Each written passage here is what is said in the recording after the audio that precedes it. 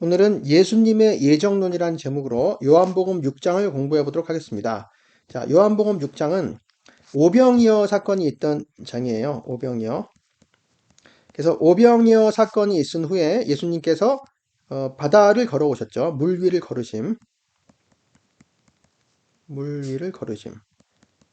그리고 물 위를 걸어오셔서 바람과 파도를 잔잔케 하신 다음에 배 위로 올라오시고 그 다음에 그 배는 가버나움으로 갔습니다. 가버나움. 그 이후의 이야기입니다. 그 이후. 자, 무리가 거기에 예수도 안 계시고 제자도 없음을 보고, 여기서 이제 무리는 누구냐면, 무리는 오병이어를 먹은 5,000명, 5,000명 중 일부겠죠. 5,000명 중 일부일 수도 있고, 그거 더하기, 그 다음에 그들의 말을 통해서 소문을 듣고, 아, 예수님이 5,000명을 먹이셨다. 오병이어로. 이제 그 소문을 듣고 예수님을 찾아온 사람들이겠죠. 이제 이 떡을, 이제 빵을 먹은 사람들이 많이 있겠죠. 그 무리가 거기라는 것은 오병이어 사건이 일어난 곳입니다. 빈들이죠. 빈들인데 베세다 근처에 베세다. 자, 베세다 근처의 빈들 광야. 근데 거기에 계셨는데 거기서 배를 타고 제자들을 먼저 배를 타고 태워서 보내신 다음에 그 다음에 예수님께서 물 위를 걸어오시고 그 다음에 그 배가 가버나움으로 갔기 때문에 이 빈들에는 예수도 안 계시고 제자들도 없었습니다. 그래서 그걸 보고 그 무리가 곧 배들을 타고 예수를 찾으러 가버나움으로 갔습니다. 그래서 바다 건너편에서 만났습니다. 그리고 랍비여 언제 여기 오셨나이까? 라고 물어봤습니다. 자, 무리들이 랍비라고 한 것은 존칭이에요. 말하자면 대인 뭐 이런 뜻입니다. 대인. 뭐 사극에서 뭐 포대인 하는 것처럼 그 위대한 분인 거죠. 큰 분, 큰 자요. 언제 여기 오셨나이까? 그랬더니 물론 이제 랍비는 선생님, 이제 학자 그런 걸로도 사용되기도 하죠. 그때 예수께서 대답하여 이르시되 내가 진실로 진실로 너에게 이르노니, 자, 요런 표현이 나올 때는 예수님께서 중요한 말씀을 하실 때 너희가 나를 찾는 것은 표적을 본 까닭이 아니요 떡을 먹고 배부른 까닭이로다. 자, 표적들. 요 표적은 무슨 표적일까요? 그리스도의 표적입니다. 하나님께서 보내신 그리스도의 표적. 그리스도의 표적을 보고 예수님께 왔다면 그리스도께 순종해야겠죠. 그리스도를 믿고 순종하고 따라야 되겠죠. 그리스도께서 지시하시는 대로 따라야 되는 그런 마음이 있어야겠는데 그것이 아닙니다.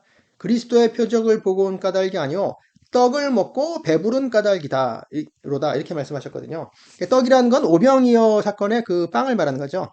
그 빵을 먹고 배불렀다.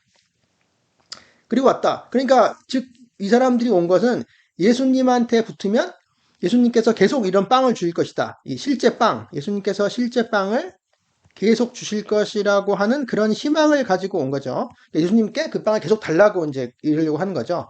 말하자면 이스라엘 민족이 옛날에 이제 출애굽한 다음에 모세에 인도하여 가다가 만나를 계속 먹은 것처럼 이제 그렇게 빵을 계속 달라. 이제 이런 생각을 가지고 온 것이죠. 그때 예수님의 말씀이 말하자면 책망하시는 거죠. 이 무리들이 잘못된 의도를 가지고 좀 나를 따라왔다. 이렇게 책망하시면서 썩는 양식을 위하여 일하지 말고 영생하도록 있는 양식을 위하여 하라. 이렇게 말씀하십니다. 썩는 양식은 썩어 없어지는 양식이죠. 없어지는 양식을 위하여 일하지 말라. 그리고 영생하도록 있는 양식. 그러니까 영생 안으로 머물러 있는 양식이죠. 영생 안으로 머물러 있는 양식을 위하여 일하라 라고 하는 것이죠. 일하라. 이 양식은 인자가 너희에게 주리니 인자는 아버지 하나님께서 인치신 자니라. 자, 요거를 보면은 이 무리들의 의도가 이 없어지는 양식을 이제 요거를 원했던 거죠. 무리들의 원했던 것. 무리들은 이 없어지는 썩을 양식을 위해 일했는데 예수님의 관심사는 영생하도록 있는 양식이었어요. 예수님의 관심사. 그 관심사가 다르죠, 지금.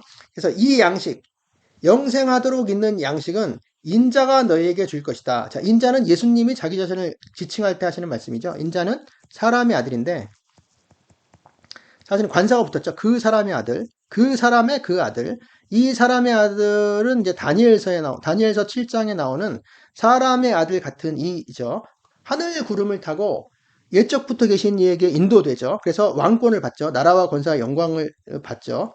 왕권을 받으시는 그 사람의 아들. 그러니까 말하자면 이제 그리스도를 말합니다. 그리스도. 근데 예수님께서 자기 자신이 바로 그 인자다. 이렇게 말씀하시는 거죠. 그, 그 양식, 영생하도록 있는 양식을 인자, 바로 내가 너희에게 줄 것이다. 근데 인자는 아버지 하나님께서 인치신 자니라. 인치신다는 거는 도장을 찍으신 거죠. 찍으신. 그러니까 인정하셨다는 얘기죠. 인증하셨다는 얘기죠. 하나님께서 보내셨다. 이렇게 인증하시는 분이죠.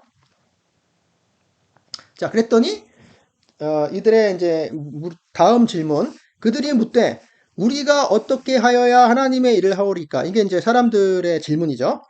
우리가 무엇을 행하여야 합니까? 무엇을 행하여야 합니까? 우리가 무엇을 행하여야 하나님의 일들을 일하오리까? 우리가 하나님의 일들을 무엇을 하면은 하나님의 일을 일할 수 있습니까? 라고 하는 거예요. 그러니까 아까 이 위에서 일하지 말고 일하라 이런 이야기가 있었기 때문에 물론 그 다음에 예수님께서 너에게 이 양식을 줄 것이다 라고 하셨지만 위에 일하라는 말이 있었기 때문에 그럼 우리가 무엇을 행하여야 하나님의 일을 일하오리까 이렇게 질문을 한 거죠. 그래서 이게 이제 유대인들뿐만 아니고 저를 포함한 모든 사람들의 질문인데 사람들은 은혜를 받아들이기가 어려워요. 은혜를 받아들이기가 어렵고 뭔가 일을 해야 된다고 생각해요. 뭔가 일해서 행해서 뭔가 일해서 행하여서 뭔가 대가를 치러서 뭔가를 얻는다 이렇게 생각을 하죠. 이게 세상의 이치죠, 사실. 이게 누구나 이렇게 생각을 하는 거죠. 근데 사실 예수님께서는 이 양식을 인자가 너에게 준다 이렇게 말씀을 하셨거든요. 이 양식은 인자가 너에게 준다.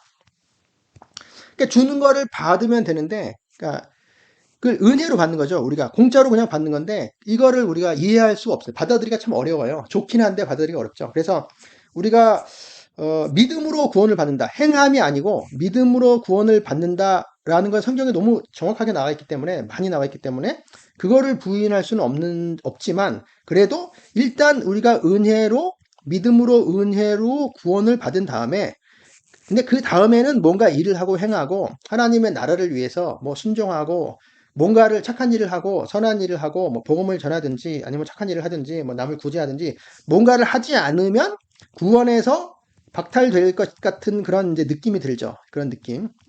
이게 인간들의 솔직한 느낌인데 사실 은혜라는 건 그런 게 아닌 거죠. 이게 아니에요. 사실 이건 아닌 거죠. 정말 은혜로 구원을 받는 거죠. 정말 공짜로 구원을 받는 거죠. 이게 참 놀라운 사실입니다. 이것을 우리가 실감하기는 사실 진짜 어려워요. 이 자체를. 그러니까 어떻게 하면 실감할 수 있냐면 우리가 뭘 해도 정말 우리가 무슨 일을 하더라도 요만큼도 보탤 수가 없다. 왜냐하면 우리가 너무 죄인이기 때문에 우리가 하는 모든 일들이 다 무가치하다, 가치가 없다. 그 하는 일들에는 전부 죄가 스며들어 있고 다 엉터리들이다. 우리가 해봤자 이 일들이 하나님께 정말 가치 있는 것으로 드려지지 않는다는 사실을 물론 하나님께서는 그런 걸 원하시기는 하지만 실제로 우리가 하는 그 일들이 하나님께 뭔가 보태드리지 못한다는 것을 의회를 보태드리지 못한다는 것을 우리가 이해하지 못하면 실감하지 못하면 정말 받아들이기가 좀 어려워요. 우리가 정말 무일푼이고 영적으로 파산자고 아무것도 할 수 없는 꼼짝 못하는 그런 죄에 얽혀서 꼼짝 못하는 상태이기 때문에 그런 상황에서 그 하나님의 그 구원은 믿음으로 은혜로밖에 얻을 수 없다. 이거를 우리가 알아야 되는 거죠. 근데 그거를 자세하게 알지 못할 때는 항상 이런 느낌이 들어요. 항상 구원에서 뭔가 아무 하늘 일이 없으면 구원에서 박탈되지 않을까? 그냥 믿음만으로는 부족하지 않을까? 이런 생각이 항상 들죠. 그래서 이 질문이 그런 질문이에요. 우리가 뭘 행하여야 하나님의 일을 하는 것입니까? 이렇게 하는 거죠. 그랬더니 예수님께서 하시는 말씀, 예수께서 대답하여 이르시되 하나님께서 보내시는 이를 믿는 것. 하나님께서 보내신 이가 누구죠? 예수님이죠. 자, 예수님을 믿는 것이 하나님의 일이다. 이렇게 딱 못 박아 주시는 것입니다. 예수께서 이르시되 너희가 하나님께서 보내신 일을 믿는 것이 하나님의 일이다.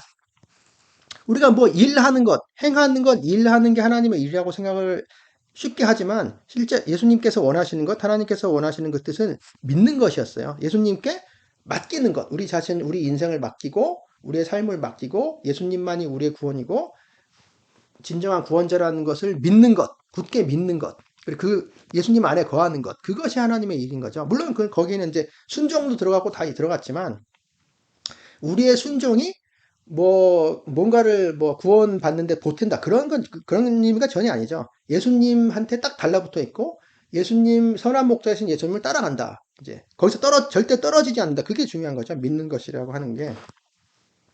그래서 자, 요런 게 요런 행해서 구원을 얻는다라는 것이 아니라는 것을 그냥 믿는 것이다. 믿는 것이 바로 하나님의 일이다. 이런 것을 이제 가르쳐 주십니다. 자, 그랬더니 그들이 묻되 그러면 우리가 보고 당신을 믿도록 행하시는 표적이 무엇이니까 하시는 일이 무엇이니까 당신은 무슨 일을 하십니까? 이런 거죠. 당신이 일하시는 것이 무엇입니까?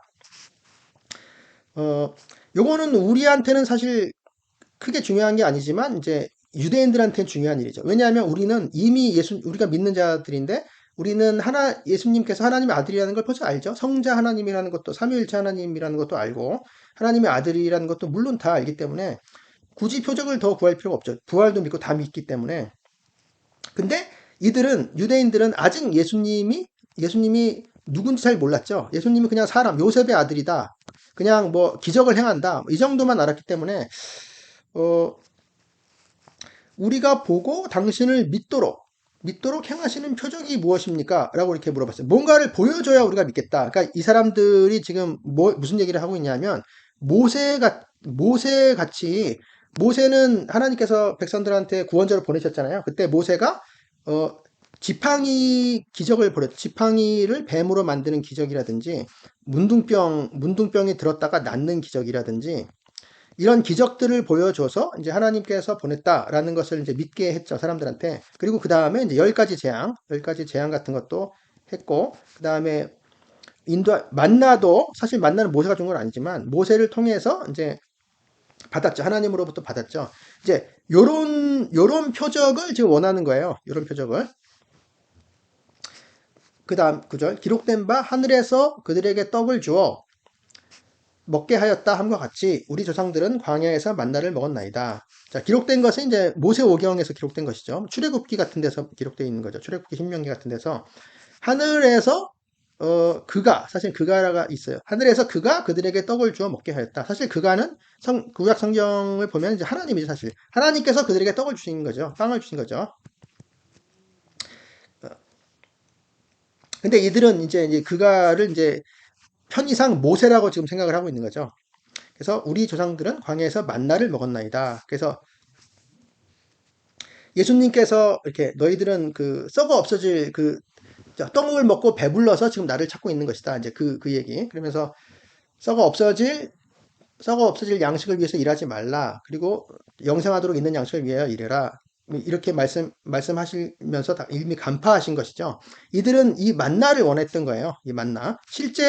실제 육신의 양식을 원했던 것이죠. 육신의 양식. 매일매일 육신의 양식을 먹었으면 좋겠다.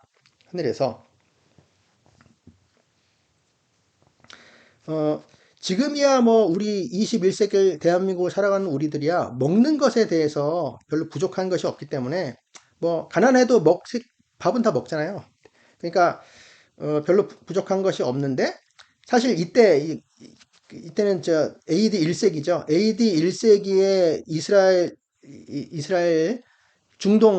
지중해 지역, 이 지중해 지역은 뭐 어디든지 마찬가지지만 과거에는 농업 생산력이 그렇게 좋지 않았기 때문에 1년 농사를 짓고 1년 농사를 짓고 그걸로 밥 먹기 1년 먹고 살기도 빠듯한 그런 시기였죠. 그래서 만약에 거기서 뭐 흉년이라 들든지 질병이라도 걸린다든지 하면 어렵죠. 굶어 죽기 딱 알맞은 그런 위험한 시기였기 때문에 만나를 매일 주는 것 같이 누가 육신의 양식을 매일 주면 아주 좋은 것이죠. 이건 먼저 연금을 지금 우리로 치면 매달 연금을 누가 공짜로 주는 거나 마찬가지 뭐 그렇게 되는 것이죠. 그랬더니 요거에 대해서 예수께서 이르시되 내가 진실로 진실로 너희에게 이르노니, 또 중요한 말씀, 모세가 너희에게 하늘로부터 떡을 준 것이 아니다. 그렇죠? 모세가 준 게 아니고 하나님이 준 거죠. 그리고 내 아버지께서 너희에게 하늘로부터 참떡을 주신다. 자, 이제 이 만나가 아니고 참떡을 주신 참빵, 진실된 빵을 주신다. 근데 위에 이제 모세가 하늘로부터 떡을 준 것은 이제 과거로 돼 있고, 내 아버지께서 너에게 하늘로부터 참떡을 주신다. 요건 현재로 돼 있어요. 그래서 과거에도 사실 하나님께서 만나를 주셨는데, 지금도 하나님께서 너에게 하늘로부터 참떡을 주신다. 요 떡은, 참떡은 만나가 아니죠. 지금 주신다는 그런 얘기를 지금 하고 있어요. 만나를 가지고 이제 현재로 지금 이제 이야기를 끌어내고 계신 거죠. 그리고 내 아버지라고 지금 말씀하시죠. 하나님, 성부 하나님을 예수님께서는 내 아버지다 이렇게 말씀하시고, 그 참떡은 뭐냐? 하나님의 떡, 참떡, 하나님의 떡은 하늘에서 내려 세상에 생명을 주는 것이니라. 하늘에서 내려와 세상에 생명을 주는 것이다. 이 과거에는 과거 만나는 육신의 양식이었죠. 육신의 양식이었고, 그것은 육신의 생명을 주는 것이었죠. 예, 광야에서, 출애굽한 다음에 광야에서 먹을 게 없기 때문에 만나가 없으면 굶어 죽었겠죠. 그러니까 육신의 양식이었고, 이제는 하나님의 떡, 참떡을 주시는 거예요. 참떡. 진실한 빵. 진실된 빵을 지금 주시는데, 지금 주시는데, 이것은 생명을 주는데, 이 생명은 사실 영의 생명인 거죠. 영의 생명. 육신의 생명보다도 더 중요한 영의 생명. 왜냐면 이건 영생이기 때문에, 영원한 생명을 주는 영의 생명이기 때문에, 더 중요한 것, 육신의 생명이 안 중요하다는 것은 아니지만, 육신의 생명보다도 더 중요한 영원한 생명을 주는 그것을 지금 예수님께서 말씀하고 계시고, 요것이 바로 예수님의 관심사인 것이죠. 예수님의 관심사. 예수님. 그랬더니 그들이 이르되 주여 이 떡을 항상 우리에게 주소서. 자, 이 떡. 근데 사실 이 무리들이 이 떡을 항상 우리에게 주소서 할 때 그 무리들은 이 영의 생명의 그 떡보다는 육신의 양식을 더 염두에 두고 있었을 것 같아요. 왜냐하면 이 뒤에 계속 나오는 구절들을 보면 알 수 있습니다. 여하튼 예수님께서 여하튼 어떤 떡이든지 뭐 떡을 주신다고 하니까 항상 우리에게 달라. 모세가 우리에게 준 것 같이, 광야에서 매일 준 것 같이 40년 동안 또 매일 우리한테 주세요. 이제 이렇게 요구를 했습니다. 무리의 요구. 그때 예수님의 또 대답. 예수께서 이르시되 나는 생명의 떡이니, 자, 요 구절입니다. 나는 생명의 떡. 요게 이제 에고 에임인데요. 에고 에임이 헬라어로 에고 에임이 어쩌고 이렇게 되는데, 사실 이게 그러니까 I am 이런 뜻이죠. I am. 나는 뭐뭐이다. 나는 생명의 떡이다. 요한복음에 7번의 에고 에이미가 있습니다. 7번의 에고 에이미가 있습니다. 거기서 이제 첫 번째. 떡, 그 다음에 뭐 빛, 뭐 문, 뭐 선한 목자, 뭐 이런 식으로 쭉 나가는데, 맨 처음이 생명의 떡. 이제 이게 첫 번째에 나오는 예수님이 자기를 나는 누구다, 이렇게 나는 무엇이다 이렇게 얘기하실 때 처음 에고 에이미, 나는 생명의 떡이다. 나는 그 생명의 그 떡이다. 관사가 붙어 있어요. 그래서 이건 뭐에 대한 대답이냐면, 이 떡을 주소서라고 한 거에 대답이죠. 이 떡을 주소서. 그러니까 내가 그 생명의 떡이다. 내가 바로 그 생명의 떡이야. 따로 달라고 할 필요가 없어. 내가 바로 그 생명의 떡이고, 내가 바로 하늘에서 내려온 떡이야. 너희가 원하는 것은 또 하늘에서 만나를 하나님께서 주시는 것을 원하는 게 아니고, 바로 나를 원해야 된다. 이렇게 지금 말씀하시는 거죠. 내게 오는 자는 결코 줄이지 아니할 터이요. 나를 믿는 자는 영원히 목마르지 아니하리라. 자, 내게 오는 자는 줄이지 아니할 것이다. 왜? 바로 내가 생명의 떡이니까. 그리고 나를 믿는 자는 영원히 목마르지 아니하리라. 영원히라고 하는 것은 이제 언제, 아무 때에도 라는 뜻입니다. 아무 때에도. 뭐 영원이나 마찬가지죠. 아무 때에도 목마르지 아니할 것이다. 자, 요런 것만 봐도 이 생명의 떡이라는 것이 실제 육신의 양식이 아니고 영의 양식이라는 걸 알 수 있죠. 영의 양식. 왜냐하면 이 떡을 먹으면 줄이지도 않고 목마르지도 아니한다고 그랬으니까 약간 다르고, 그 다음에 결국 나를 믿는 자는 영원히 목마르지 아니하리라 이런 식으로 나왔기 때문에 사실 영의 양식은 육신의 양식은 우리가 입으로 먹고 소화시키는 것이지만 영의 양식은 믿는 거죠. 이제 먹는다. 떡을 먹는다. 떡빵이죠. 떡을 먹는다라고 하는 것을 이제 믿는다. 사실은 믿는다라는 의미였죠. 믿는다는 것을 설명하기 위해서 떡을 먹는다. 이렇게 지금 예수님께서 설명을 하고 계신 것입니다. 이 떡이 누굴까요? 바로 내가 생명했던 게 예수님이죠. 자, 예수님을 믿는다라고 하는 게 바로 이 생명의 떡을 먹는다. 이렇게 되는 것이죠. 그래서 생명의 떡을 먹으면 영생하는데 줄이지도 않고 목마르지도 않고 영원히 예수님을 믿으면 바로 영생하는 것이죠. 요 설명이죠. 그러나 내가 너희에게 이르기를 너희는 나를 보고도 믿지 아니하는도다 하였느니라. 사실 믿는 게 사실 제일 중요해요. 그러니까 예수님이 나타나시면 사람들은 항상 두 개로 나눠집니다. 이렇게 홍해가 갈라지듯이 두 개로 나눠지는데 믿는 자와 믿지 않는 자로 갈라지는 거죠. 영원한 운명이 거기서 갈라지는 거죠. 믿는 자, 그래서 믿는 자는 예수님을 사랑하는 자고 하나님을 사랑하는 자고 순종하는 자고 그리고 그 예수님을 믿지 않는 자는 결국 하나님도 믿지 않는 자고 예수님 미워하고 대적하는 자가 됩니다. 이 두 가지밖에 없고 중간에 다른 건 있을 수가 없습니다.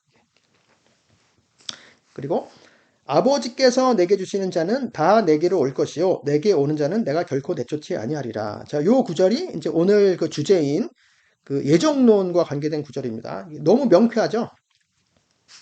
아버지는 성부 하나님이죠. 아버지 하나님께서 내게 예수님께서 주시는 자, 아버지가 아들에게 주십니다. 사람을 주시는 자는 다, 그러니까 모든 자예요.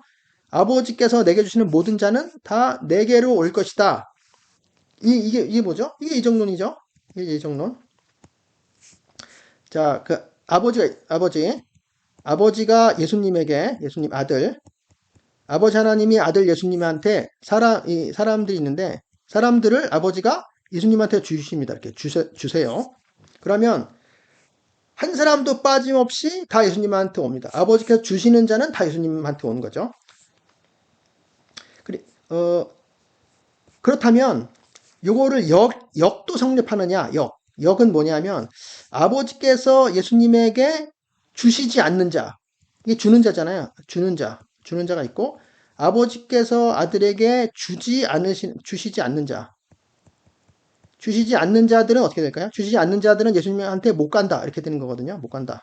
그래서 결국 아버지께서 주시는 자는 가고 예수님께 오고 아버지께서 주시지 않는 자는 못 간다. 못 온다. 이렇게 되는 거거든요.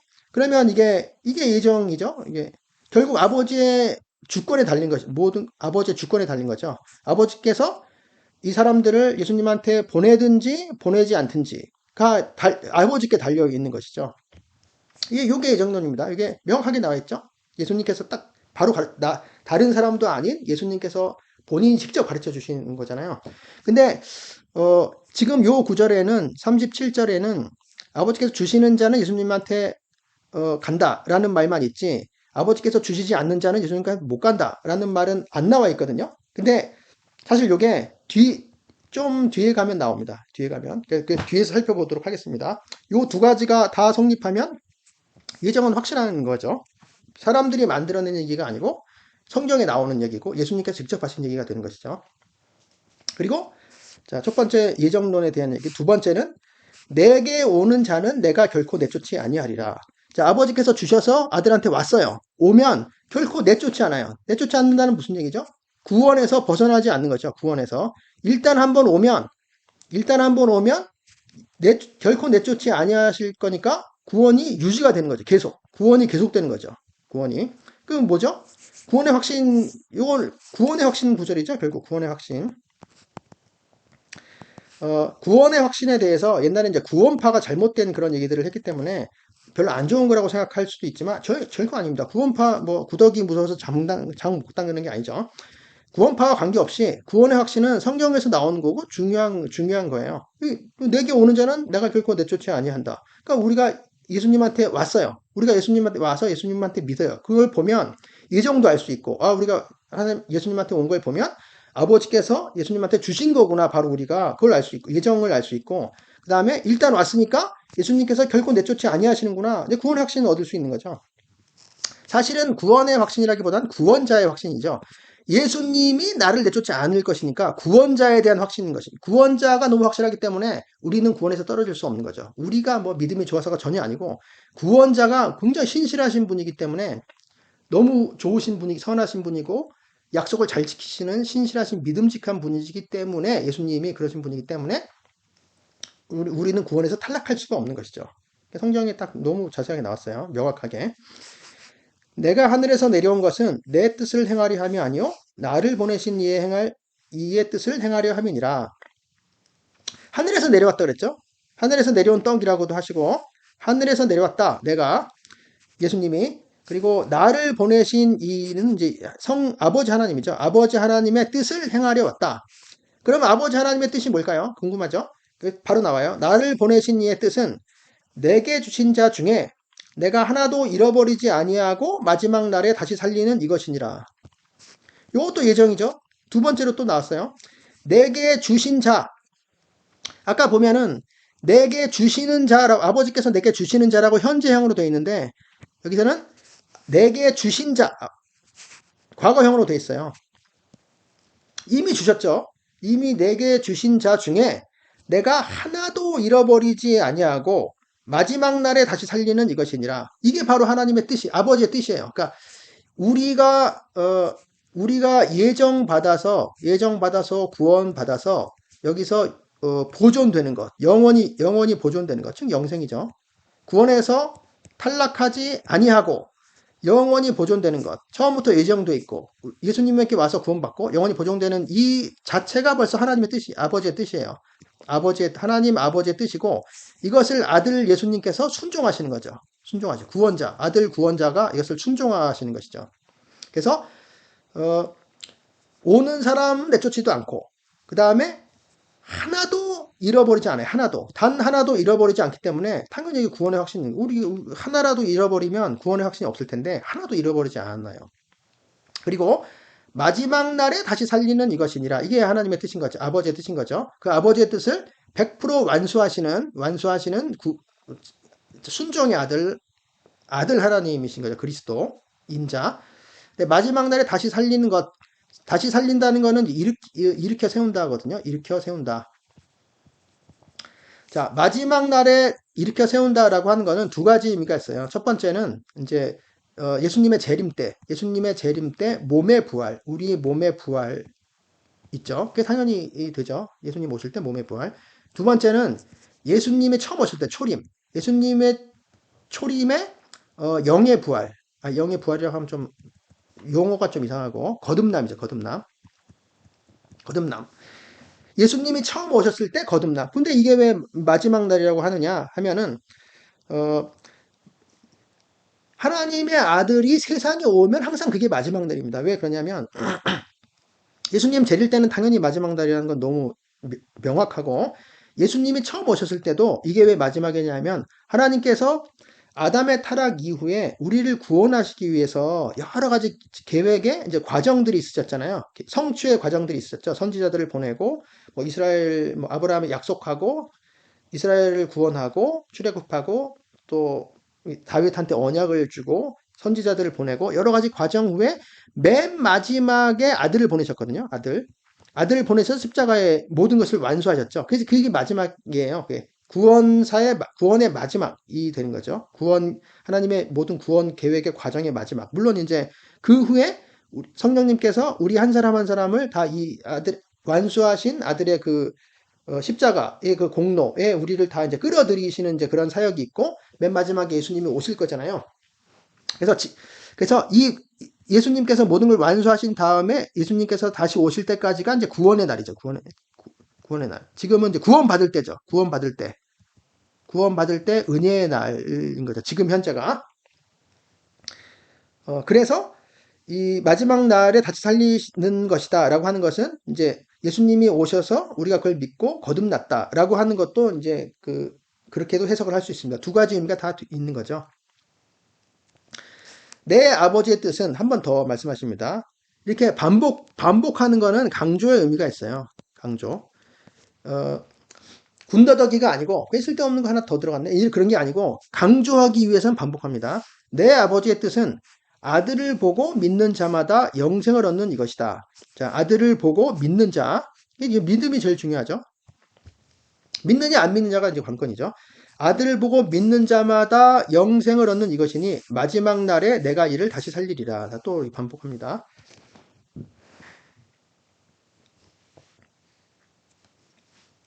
자, 그 다음에 이제 무리들의 반응이에요. 자기가 하늘로서 내려온 떡이라 하심으로 유대인들이 예수에 대하여 수군거려. 자, 수군거린다고 하는 거는 조용히 소근소근 속삭이고 막 궁시렁 된다는 그런 뜻이 아니고 으르렁 된다는 뜻이거든요. 으르렁 된다. 그러니까 짐승이 막 으르렁 되는 것 같은, 그리고 천둥이 치는 것 같은 우르렁 소리가 나는 것 같은, 예, 시끄럽게 이렇게 막 뭔가 시끄럽게 불만을 표시하는 거예요. 불만, 원망 같은 걸 표시하는 거예요. 불만을 노골적으로 표시하는 거죠. 그래서 무례한 그런 반응일 수도 있고 위협하는 반응일 수도 있어요. 으르렁 되는 걸 말합니다. 하늘로서 내려온 떡이다 라고 하는 거는 우리로서야 뭐 너무 당연하게 받아들이지만 이 당시 유대인들은 받아들이기 어려울 거예요. 왜 그러냐면 예수님께서의 육신의 그 상황을 아시기 때문에 그렇죠. 그래서 이르되 이는 요셉의 아들 예수가 아니냐. 그 부모를 우리가 아는데 자기가 지금 어찌하여 하늘로에서 내려왔다 하느냐. 이런 질문을 당연히 할 수 있죠. 이들은 아직 잘 모르기 때문에. 지금 어찌하여 지금 말하느냐 이런 뜻이죠. 지금 말하느냐. 그러니까 지금 하늘에서 내려왔다는 게 아니고 그가 지금 말하고 있느냐 하늘에서 자기가 내려왔다고 이런 뜻입니다. 그랬더니 예수께서 대답하여 이르시되 너희는 서로 수군거리지 말라. 나를 보내신 아버지께서 이끌지 아니하시면 아무도 내게 올 수 없으니 오는 그를 내가 마지막 날에 다시 살리리라. 자, 여기 나왔죠? 요게 아까 예정론에